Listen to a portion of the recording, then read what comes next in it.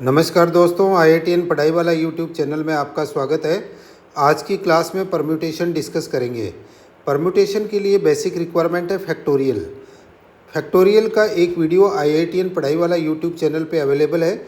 आप उसको एक बार अच्छी तरीके से देख लीजिए और उसके कंटेंट्स को समझ लीजिए। फैक्टोरियल के वीडियो का लिंक भी इस वीडियो के डिस्क्रिप्शन बॉक्स में दिया हुआ है, तो आप उसको अच्छी तरीके से देख लें परम्यूटेशन स्टार्ट करने से पहले। परम्यूटेशन बेसिकली क्या रिप्रेजेंट करता है? Permutation indicates an arrangement of objects in a definite order. लिख देता हूँ मैं यहाँ, permutation is an arrangement of objects in a definite order.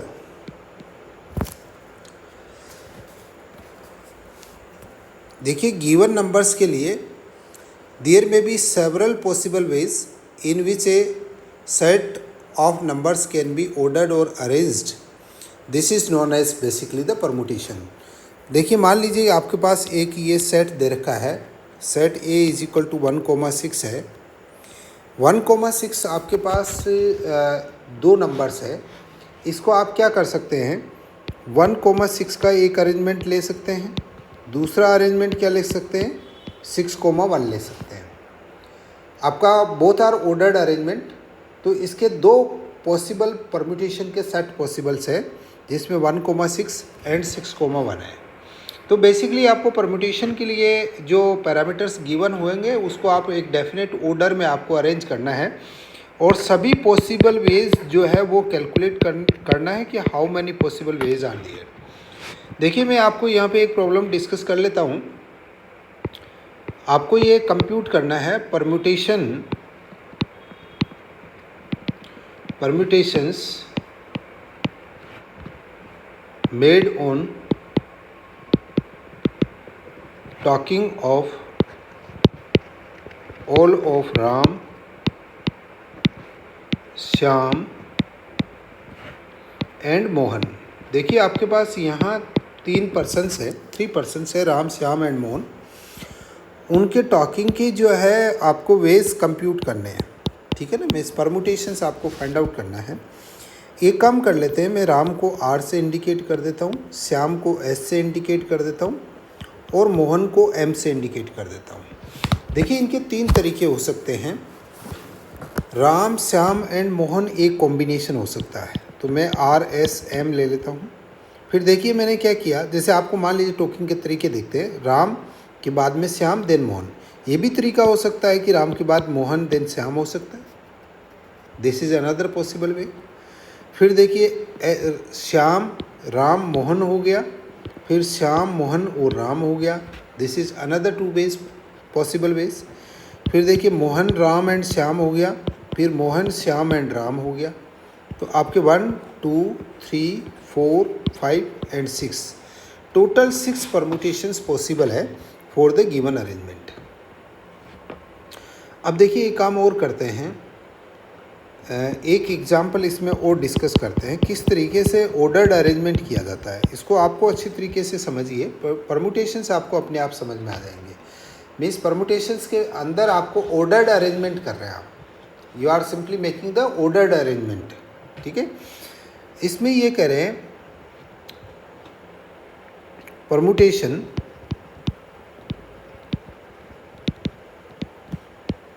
Made on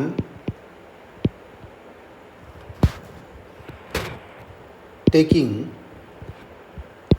2 of R, S and M। देखिए, अभी आपने अरेंजमेंट जो ऊपर किए थे उसी का एक्सटेंडेड वर्जन है ये प्रॉब्लम। इसमें आपने उसमें सभी ऑल द 3s लिए थे, या आपको 2 एट ए टाइम लेने हैं, 2 एट ए टाइम लेने। तो देखिए, R के साथ में S लीजिए, R के साथ में M लीजिए, S के साथ में R लीजिए, S के साथ में M लीजिए, M के साथ में R लीजिए, M के साथ में R लीजिए, और M के साथ में S लीजिए। आपके 1 2 3 4 5 एंड 6 कॉम्बिनेशंस बन गए।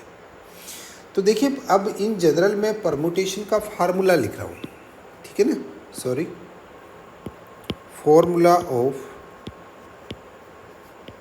परमुटेशन। इसको आप कंटेंट्स को समझने की कोशिश करिए। देखिए मैं पहले फार्मूला लिख रहा हूँ फिर एक्सप्लेन करूँगा। देखिए इसके अंदर आपके पास क्या है, मैं लिखूँगा NPR is equal to factorial n upon factorial n minus r, ठीक है। इसमें n आपका क्या इंडिकेट कर रहा है, total number of objects, right, total number of objects. r क्या इंडिकेट कर रहा है, randomly selected object, randomly selected object. यहाँ रैंडमली सेलेक्टेड ऑब्जेक्ट का मतलब क्या है कि आप कितना ऑब्जेक्ट एक साथ ले रहे हैं। जैसे अभी आपने यहाँ पे पहले वाले 2 अरेंजमेंट्स में देखा, यहाँ 3 ऑब्जेक्ट्स एट ए टाइम ले रहे हैं और सेकंड में आप 2 ऑब्जेक्ट्स एट ए टाइम ले रहे हैं। तो आप एक साथ कितनी ऑब्जेक्ट्स आपको सेलेक्ट करनी है वो आप लेंगे। तो देखिए परमुटेशन को दूसरा तरीका ऐसे देखो, इसको NPR कह देते हैं, P of N comma R भी कह देते हैं। ये भी एक रिप्रेजेंटेशन होता है, factorial n upon factorial n minus r। ये 2 तरीके हैं रिप्रेजेंटेशन के, NPR और P of N comma R। इस तरीके से आप जो है फैक्टोरियल को रिप्रेजेंट करके आप कैलकुलेट कर सकते हैं। तो मैं देखिए आपको एक सिंपल से एग्जांपल ले लेता हूँ। एग्जांपल यहाँ पे आपको दिया जा रहा है 10P2 कैलकुलेट करिए, राइट। देखिए मैं 10P2 कैलकुलेट कर रहा हूँ। इसके अंदर आप क्या करेंगे कि फैक्टोरियल 10 लेंगे अपॉन फैक्टोरियल 10 माइनस 2 लेंगे, तो फैक्टोरियल 10 अपॉन फैक्टोरियल 8 हो गया, राइट, इज इक्वल टू देखिए 10 इंटू 9 इंटू फैक्टोरियल 8 हो गया अपॉन फैक्टोरियल 8 हो गया। फैक्टोरियल 8 से फैक्टोरियल 8 कैंसिल आउट हो गया और ये आपके पास 90 इसका आंसर आ गया, राइट। इस तरीके से आप इसको जो है कैलकुलेट करेंगे। देखिए नेक्स्ट एक और एग्जांपल मैं डिस्कस कर लेता हूँ। आप 10P5 कैलकुलेट करिए। इसको कैसे लिखेंगे, फैक्टोरियल 10 अपॉन फैक्टोरियल 10 माइनस 5 हो गया, is equal to 10 into 9 into 8 into 7 into 6 into factorial 5 upon factorial 5। ये 10 से 10 फैक्टोरियल 5 से फैक्टोरियल 5 कैंसिल आउट हो जाएगा और इज इक्वल टू आप इस सबको मल्टीप्लाई कर दीजिए। सबको अगर आप मल्टीप्लाई करते हैं तो 10 इंटू 9 इंटू 8 इंटू 7 इंटू 6, ये आपके पास आएगा 30240। इस तरीके से आप कैलकुलेट करेंगे। देखिए एक और इसमें एग्जांपल डिस्कस कर लेते हैं, क्योंकि इस टाइप की प्रॉब्लम एक्चुअली क्या फैक्टोरियल का कंप्यूटेशन आपको अच्छी तरीके से आना चाहिए। 10P2 9 था, 10P5 भी आपका 90 था ना, सॉरी 10P5 अलग आ गया, 10P2 आपका आया था 90 आया था ना। अब एक और ले लेते हैं, इसको थोड़ा डिफरेंट कर देते हैं, 10 से हटा देते हैं ताकि आपको जनरलाइज सभी प्रॉब्लम समझ में आए। 8P3 लिखता हूँ। 8P3 आप क्या करेंगे, factorial 8 upon factorial 8 minus 3 is equal to factorial 8 upon factorial 5। तो ये 8 7 6 इंटू फैक्टोरियल 5 अपॉन फैक्टोरियल 5। तो देखिए फैक्टोरियल 5 से फैक्टोरियल 5 कैंसिल आउट हो गया है और इज इक्वल टू आपके पास 8 इंटू 7 इंटू 6 आ गया है। इज इक्वल टू इन दोनों को मल्टीप्लाई कर दीजिए, 8 इंटू 7 इंटू 6 आ गया, तो ये आपके पास 336 इसका आंसर आ गया, राइट। देखिए एक और सॉल्व करिए इसका। 51P2 क्या करूँगा, फैक्टोरियल 51 अपॉन फैक्टोरियल 51 माइनस 2 करिए, right, is equal to 51 into 50 into factorial 49 upon factorial 49। देखिए फैक्टोरियल 49 से फैक्टोरियल 49 कैंसिल आउट हो रहा है, इज इक्वल टू 51 इंटू 50 आ रहा है। इसको अगर मैं मल्टीप्लाई करूँगा 51 इंटू 50 तो आपको मिलेगा 2550। राइट। अब देखिए इसको अपन क्या कर सकते हैं कि इसमें और थोड़ा सा लिखने की कोशिश करते हैं, इसी पे थोड़ा और एक्सरसाइज करते हैं।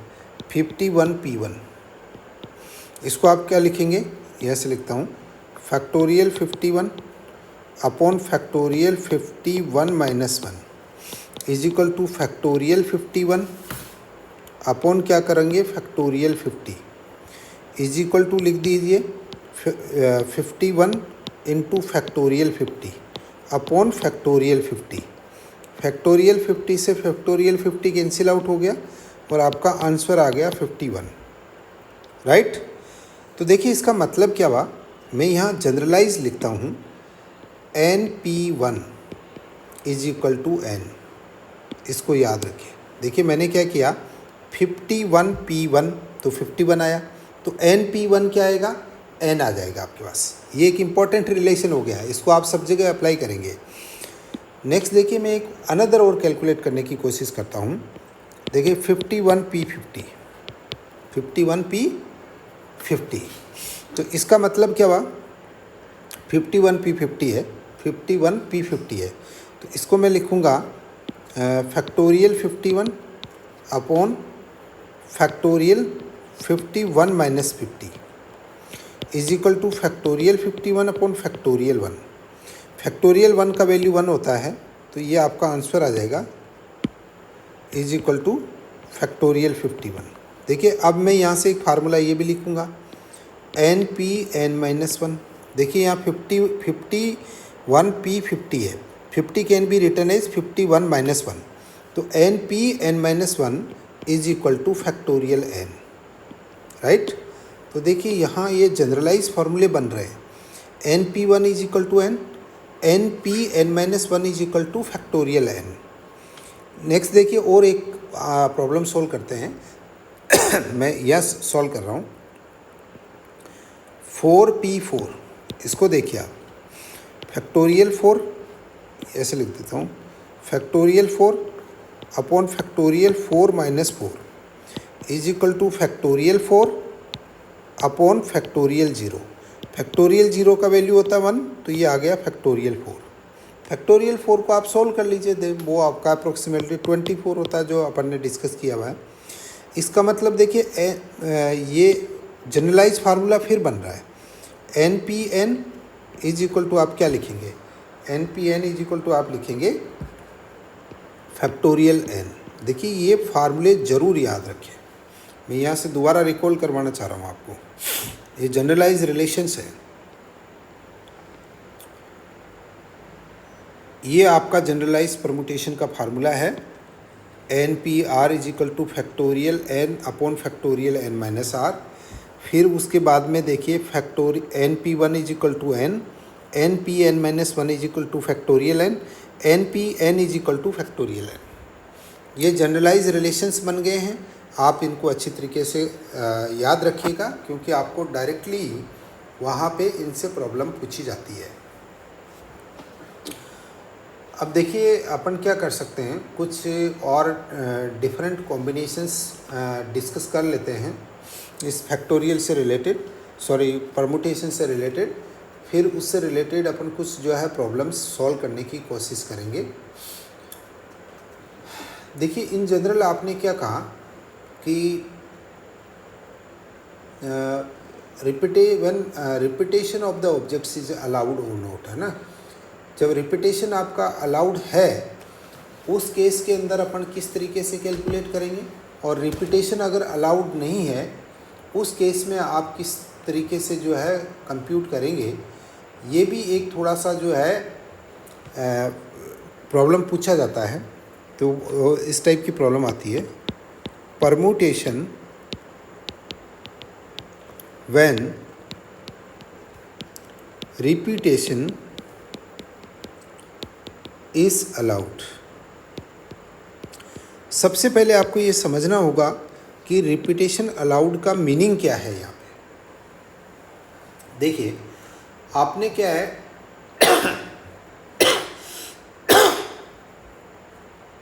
कि आपके पास n ऑब्जेक्ट्स है, n ऑब्जेक्ट्स ले लीजिए, और आप आर सिलेक्शन ऑफ ऑब्जेक्ट्स है, मीन्स आर ऑब्जेक्ट्स आप सेलेक्ट कर रहे हैं, राइट। इसका मतलब आपको एक ऑब्जेक्ट जो आप सेलेक्ट कर रहे हो उसके एन डिफरेंट वेज हो सकते हैं। फिर आप क्या कर सकते हो, जैसे इसको थोड़ा इस तरीके से समझे, रिपीटेशन का मतलब क्या है कि और थोड़ा मैं क्लियर कर देता हूँ। 1 2 3 4 5 6 7 8 एंड 9 नंबर ले लीजिए। मुझे कोई भी 1 to 9 के बीच में एक नंबर पिक करना है, मैंने पिक कर लिया। देखिए मैं 9 में से कोई भी एक चूज कर सकता हूँ। अगर रिपीटेशन अलाउड नहीं होता तो मैं एक नंबर हट जाता है एक बार। मान लीजिए मैंने 8 सेलेक्ट कर लिया, अब रिपीटेशन अलाउड नहीं है तो मेरे पास 8 तो मैंने निकाल लिया, बचे हुए आपके पास क्या है 1 2 3 4 5 6 7 एंड 9 बचे, 8 है नहीं। पहले टोटल 9 नंबर्स थे, एक मैंने पिक कर लिया, फिर बचे कितने 8 बचे, उनमें से एक पिक कर लेता तो बचे कितने 7। तो ये आप कॉम्बिनेशंस अभी डिस्कस करते हुए आ रहे थे। जैसे आपने क्या किया, एन आपका इन जनरल अगर बात करूं तो इस तरीके से आपका रिपीटेशन चल रहा था, राइट। मतलब सॉरी रिपीटेशन नहीं चल रहा था, अभी तक प्रॉब्लम्स जो डिस्कस की है इन प्रॉब्लम्स में रिपीटेशन अलाउड नहीं था। अब रिपीटेशन अलाउड है, इसका मतलब जैसे मैंने एक बार क्या किया 8 को सेलेक्ट किया, फिर वापस 8 को टॉपअप करके फिर दूसरा नंबर सेलेक्ट कर रहा हूँ। इसका मतलब एवरी टाइम क्या हो रहा है आपका, एवरी टाइम मैं अगर सेलेक्ट कर रहा हूँ तो n ऑब्जेक्ट्स में से n सेलेक्ट कर लूँगा, फिर मैंने दोबारा टॉपअप कर दिया, फिर n सेलेक्ट कर लूँगा। Means there is n ways to select one object. फिर क्या करेंगे, ऐसा हो गया r, ऐसा आप क्या करेंगे कि r ऑब्जेक्ट सेलेक्ट करनी तो r टाइम्स रिपीट करते जाएंगे। इसका मतलब ये n जो वैल्यूज है ये r टाइम्स अपीयर हो रही है तो n की पावर r हो गई, ये आप इसका मतलब समझे। और रिपीटेशन नॉन अलाउड होता तो आपका कैसे क्या चलता, n n-1 n-2 इस तरीके से आपका जो है चलता जाता, कहाँ तक आता n-r+1। ये मेथड कब चलता, repetition not allowed, repetition not allowed.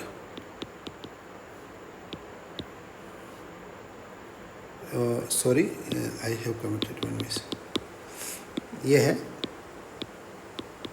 Repetition not allowed. अब मेरे हिसाब से आपको वेरी क्लियर हो गया होगा रिपीटेशन अलाउड का मीनिंग क्या है और रिपीटेशन नॉट अलाउड का मीनिंग क्या है।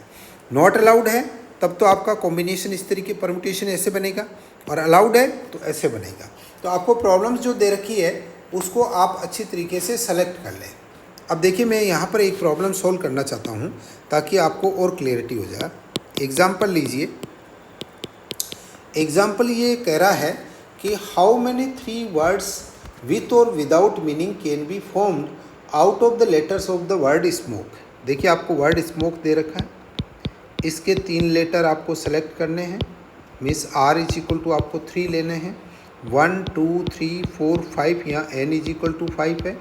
5 में से 3 लेके आपको कितने वर्ड बना सकते हैं जिसका चाहे मीनिंग हो या नहीं हो, ये आपको क्लियर कर रखा है। क्योंकि मीनिंग वाले वर्ड पूछेंगे तो अलग हो गया। When repetition of words is allowed, आपको repetition of the words allowed है तो अब आपको क्या करना पड़ेगा, मीन्स यू एक आपने सेलेक्ट किया 1, फिर वापस टॉपअप करके फिर सेलेक्ट कर लो, रिपीटेशन का मतलब ये है। तो n की पावर 5 कॉम्बिनेशन बनेंगे, तो 5 की पावर 3 कॉम्बिनेशन बनेंगे, 5 की पावर 3 का कॉम्बिनेशन 125 हो गया। देखिए कितना सिंपल आपके पास में आंसर निकल के आया है, क्योंकि आपको यहाँ रिपीटेशन अलाउड है। नेक्स्ट एक टाइप की प्रॉब्लम और आती है इसमें, परम्यूटेशन ऑफ मल्टीसेट्स। मल्टीसेट्स का मतलब क्या है कि आपको n डिफरेंट ऑब्जेक्ट्स का परम्यूटेशन लेना है। n आपके क्या है, इसको ऐसे लिख देते हैं, n ऑब्जेक्ट्स है, राइट। यहाँ पर क्या है कि P1 ऑब्जेक्ट्स आर सिमिलर। देखिए n में से P1 objects are similar, means one nature की सिमिलरिटी है इसमें। नेक्स्ट मान लीजिए P2 ऑब्जेक्ट्स में अनदर नेचर की सिमिलरिटी है। इस तरीके से अगर मान लीजिए आपके पास फिर कोई आपका नंबर आ रहा है, उसमें सिमिलरिटी एक बार 2 से डिस्कस कर लेते हैं। मैं एक एग्जांपल डिस्कस कर लेता हूँ। मान लीजिए मेरे पास क्या है कि 2 टाइप की बुक है, one book written by author A and another book written by the author B. First वाली के मैंने 3 सेट ले लिए, सेकंड वाली के भी 3 सेट ले लिए, तो मेरे पास टोटल बुक्स कितनी है? 6 है। 6 में से 3 एक टाइप की बुक्स है, 3 एक टाइप की बुक है, तो P1 3 होगा, P2 भी 3 होगा, एन आपके पास 6 हो गया। इस टाइप की जो प्रॉब्लम्स है उसके लिए आपके पास परमुटेशंस जो बनेंगे वो आपके पास होंगे factorial n upon factorial P1 into factorial P2। अगर आपके पास एक्स्ट्रा रहेंगे तो आप उसमें एक्स्ट्रा चले जाएंगे, फैक्टोरियल P3 भी इसमें आ जाएगा, शामिल हो जाएगा। तो देखिए मेरे हिसाब से 3 टाइप की प्रॉब्लम्स परमुटेशन पे आ सकती है। नंबर 1 प्रॉब्लम है repetitions not allowed, number 2 promotion है रिपीटेशंस आर अलाउड, नंबर 3 है मल्टी सेट्स जिसके अंदर सिमिलर टाइप्स की ऑब्जेक्ट्स आपको मिलेगी। इस तरीके से आप क्या कर सकते हैं कि ये जो है प्रॉब्लम्स इसकी सोल्व कर सकते हैं। अब देखिए मैं परमुटेशन से रिलेटेड कुछ प्रॉब्लम सोल्व करने की कोशिश करूँगा और अलग अलग कॉन्सेप्ट्स थोड़ा सा लेने की कोशिश करूँगा मैं इसमें, तो आप इसको अच्छी तरीके से चीज़ों को समझ लें। देखिए यहाँ पर आपको प्रॉब्लम दे रखा है, in how many ways 6 children can be arranged in a line. देखिए नंबर ऑफ चिल्ड्रन है n is equal to 6 children दे रखे हैं, वो आपको कह रहे हैं कि एक लाइन में आपको अरेंज करना है, उसको सिटिंग अरेंजमेंट बनाना है। अब उसमें पहला कॉम्बिनेशन ये दे रहा है 2 particular childrens of them are always together. 2 children are always together. ठीक है, अब देखिए इसको पहले मैं सोल्व कर देता हूँ, सेकंड प्रॉब्लम फिर सोल्व देखूंगा। देखिए इसका सॉल्यूशन क्या है। आपके पास टोटल 6 चिल्ड्रन है, 6 में से 2 एक साथ रहते हैं, राइट। 6 चिल्ड्रन है, उसमें से 2 एक साथ रहते हैं। इसका मतलब मेरे पास टोटल अरेंजमेंट कितना बना? जैसे मान लो कि मैं ये कहता हूँ A B C D E F, I think ये 6 हो गए। जैसे मान लो कि ये 2 आपके पास में एक साथ है, तो इसको एक एंटिटी मान ले, एक यूनिट मान ले, तो फिर मुझे अरेंज कितना करना है? 1 2 3 4 5 का अरेंजमेंट करना है। 5 का अरेंजमेंट मैं कैसे करूँगा? I think arrangement of 5 sets, ये कितना होगा? फैक्टोरियल 5। अब देखिए इसमें आपका अरेंजमेंट होगा, हर बार ये एक साथ अपीयर हो रहा है, but every time this can be arranged इधर C, D और D, C। मीन्स अपने सेट में ये 2 तरीके से अरेंज हो सकता है। इसका मतलब टोटल नंबर ऑफ अरेंजमेंट जो आपको रिक्वायर्ड है, टोटल नंबर ऑफ अरेंजमेंट्स जो रहेंगे इज इक्वल टू आपके पास क्या रहेंगे? Factorial 5 into factorial 2 is equal to कितना होगा? 120 इंटू 2। तो टोटल अरेंजमेंट क्या बनेगा? 240। देखिए ये सिटिंग अरेंजमेंट आपको बन सकता है, this will be the arrangement. अब देखिए इसमें सेकंड पॉइंट जो है वो कह रहा है 2 particular childrens of them are never together. 2 particular childrens are never together. देखिए एक काम करें, अगर C और D कोई मान लेते हैं ये एक साथ नहीं आते हैं, तो एक साथ आते हैं तो कितने सेट बनेंगे? 240 बनेंगे। तो इन जनरल वैसे सेट कितने बनेंगे आपका? इसका अरेंजमेंट कर लो आप, किसका? 6 का। तो 6 टोटल पॉसिबल अरेंजमेंट क्या है? पॉसिबल अरेंजमेंट क्या बनेंगे आपको? अरेंजमेंट ये बनेंगे, कितने बनेंगे? 6 में से 6 ले लो, 6p6 होगा।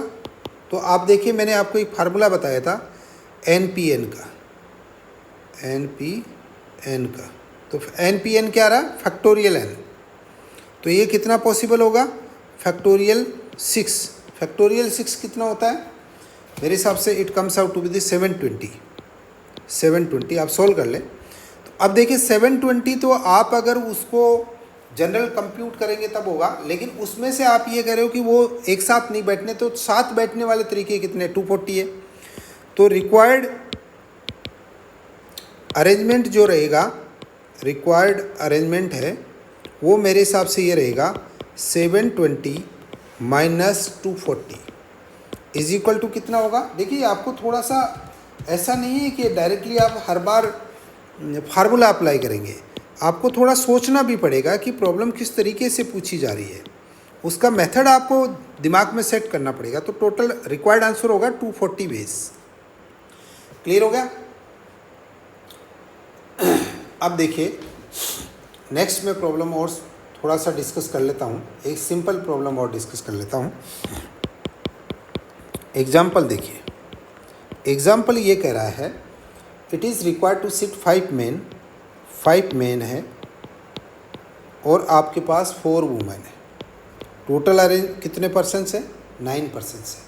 9 पर्सन्स का आपको अरेंजमेंट करना है in a row so that the woman occupy even places. एक रो में देना है जिसमें womens occupy the even places. तो अपन टोटल 9 लिख लेते हैं, 1 2 सॉल्यूशन लिखते हैं यहाँ, सॉल्यूशन 1 2 3 4 5 6 7 8 और 9 हो गए। ठीक है। अब वुमन ऑक्यूपाई करती है आपके पास even places, means 2nd 4th 6th and 8th, ये होगी। बट 4 वुमन में से कोई भी वुमन कहीं पे भी बैठ सकती है। इन आपस में कॉम्बिनेशन कितना होगा, 4p4 होगा। 4p4 का फैक्टोरियल 4 होगा। फैक्टोरियल 4 का अगर मैं कैलकुलेट करूँगा तो 24 वेज हो गए। इन आपस में अरेंज करना। बचे हुए मेन जो है उनको भी अपनी जगह 5 लोकेशंस पे आप फिट कर दीजिए। तो उनका तरीका क्या होगा, 5 में से 5 को ले लेते हैं। 5p5 हो गया, अपनी लोकेशन पे अरेंज कर दिया, तो ये फैक्टोरियल 5 हुआ, तो ये 120 हो गया। तो 24 तरीके तो वुमेन्स के हो गए और 24 तरीके 120 तरीके मेन के हो गए।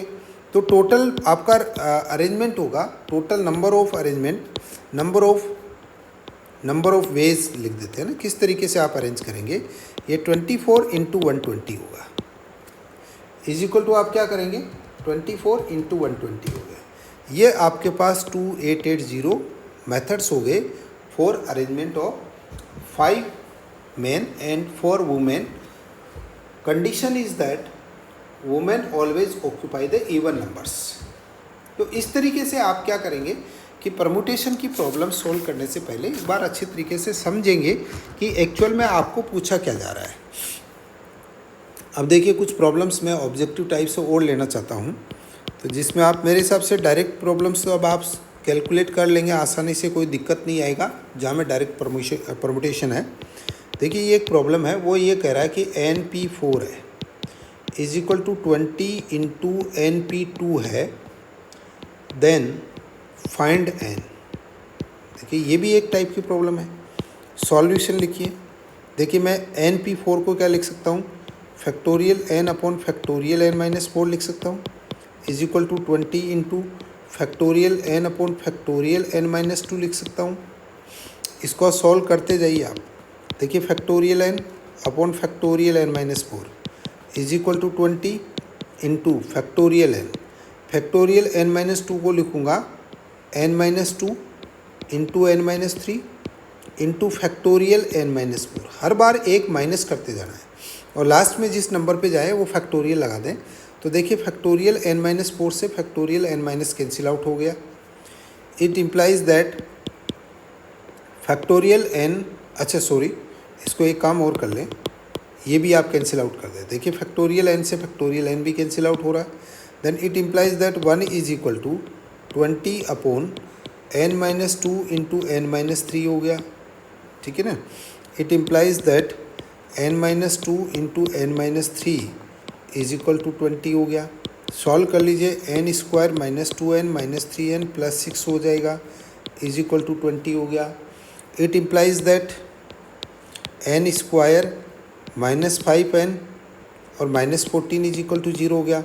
ये क्वाड्रेटिक इक्वेशन ऑफ n बन गई। स्प्लिटिंग द मिडल टर्म कर लें, minus 7n plus 2n minus 14 is equal to 0 हो गया। It implies that n into n-7 +2 into n minus 7 is equal to 0 हो गया।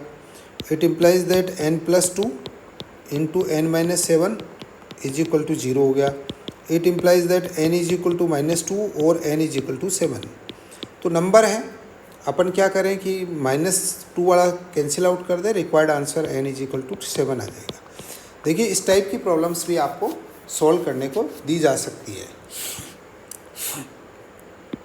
नेक्स्ट देखिए और कुछ एग्जांपल डिस्कस कर लेते हैं। एग्जांपल है, इसमें देखिए वो कह रहे हैं in how many different ways 6 MBA student हैं और 4 ग्रेजुएट हैं, ग्रेजुएट स्टूडेंट्स हैं, can be seated in which any 2 graduate students are not sitting together.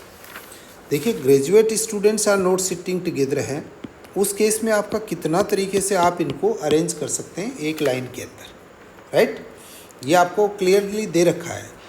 तो मेरे हिसाब से अपन क्या कर सकते हैं कि ग्रेजुएट स्टूडेंट्स जो है उसको टोटल अपने पास कितने हैं, 6 MBA स्टूडेंट्स हैं। तो अगर मैं MBA के 6 डॉट लगाता हूँ, 1 2 3 4 5 एंड 6, तो मेरे हिसाब से देखो 1 2 3 4 5 6 एंड 7 प्लेसेस ऐसे हैं जिनमें आप 4 ग्रेजुएट स्टूडेंट्स को अरेंज कर सकते हो। इसका मतलब क्या हुआ, 7p4 अरेंजमेंट बनेगा आपका, राइट। इसको अपन सॉल्व कर लेंगे 7p4 को। 7p4 को जो अपन क्या कर लें, factorial 7 upon factorial 7 minus 4 is equal to 7 6 5 4 factorial 3 upon factorial 3। तो 7 इंटू 6 इंटू 5 इंटू 4, इसको आप कंप्यूट कर लीजिए। मैं लिख देता हूँ यहाँ पे क्या बनता है। 7 इंटू 6 इंटू 5 इंटू 4 जो बनेगा आपके लिए 840 बनेगा। 840 तरीके हैं जिसमें ग्रेजुएट स्टूडेंट्स को आप 7 प्लेसेस पे अरेंज कर सकते हैं। अब देखिए बीच में 6 प्लेसेस MBA के, तो 6 पे 6 को आपको अरेंज करना है, तो 6p6 होगा, तो फैक्टोरियल 6 होगा जहाँ तक अपन ने डिस्कस किया है। तो फैक्टोरियल 6 का वैल्यू कितना होता है, आई थिंक 720 होता है, 720 होता है, राइट। तो ये 720 हो गया। तो आपका रिक्वायर्ड नंबर ऑफ वेज क्या हो गया, required number of ways individual. देखिए 2 डिफरेंट सेट बनते हैं ना, तो उसका टोटल कॉम्बिनेशन जो बनेगा उनका हमेशा मल्टीप्लिकेशन होगा। इंडिविजुअल सेट को आप अरेंज करिए और फिर दोनों का जो पॉसिबल नंबर्स आते हैं उनको आपस में मल्टीप्लाई कर दिए तो रिक्वायर्ड सेट बनेगा। ये आपके पास रिक्वायर्ड सेट आ गया 6,04,800 वेज आ गया। नेक्स्ट देखिए अनदर वन प्रॉब्लम और डिस्कस करते हैं। Example, in how many ways the word mathematics can be arranged in which all the vowels are together. देखिए आपको ये कह रहे हैं कि मैथमेटिक्स के वर्ड है MATHEMATICS, राइट। मैथमेटिक्स है, उसमें वोवल सभी एक साथ है, फिर कितने तरीके से अरेंज किया जा सकता है। तो देखिए 1 2 3 4 ये हो गया। तो इनको हटा दो, MTHMTCS, इसको AEAI,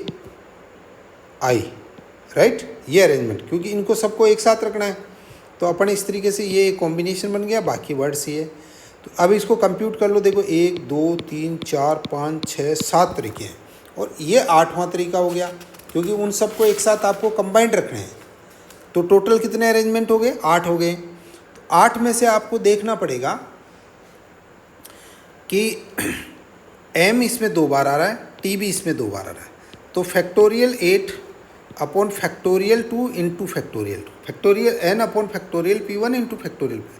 लेकिन इस जो ये एक एंटिटी मानी है AEAI, ये 4 नंबर है, इनको मैं आपस में भी तो अरेंज कर सकता हूँ, फैक्टोरियल 4 अपॉन फैक्टोरियल 2, क्योंकि A इसमें 2 बार रिपीटेड है।